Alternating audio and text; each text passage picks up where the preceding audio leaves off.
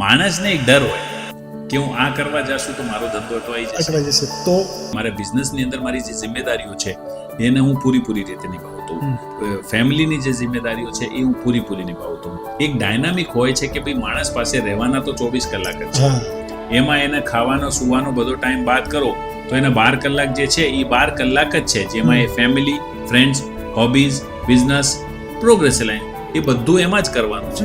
કોઈ થોડું ઘણું કરકસર તમારે કરવી પડે, પણ એની સામે લોકોના જીવનમાં જે કોન્ટ્રીબ્યુટ કર્યું હોય, તમે એમ કહી શકો કે મોટા ભાગે કોઈ લાંબુ ટૂંકું કોમ્પ્રોમાઇઝ કરવું હોતું નથી. આવું ડર હોય, પણ હું તમને સાચું કહું, 10 વર્ષની મારી જર્નીમાં એવું કશું અટવાણું નથી. ઇનફેક્ટ આ તમે કરો છો ત્યારે ત્યાં તમારો પાવરફુલ બને છે.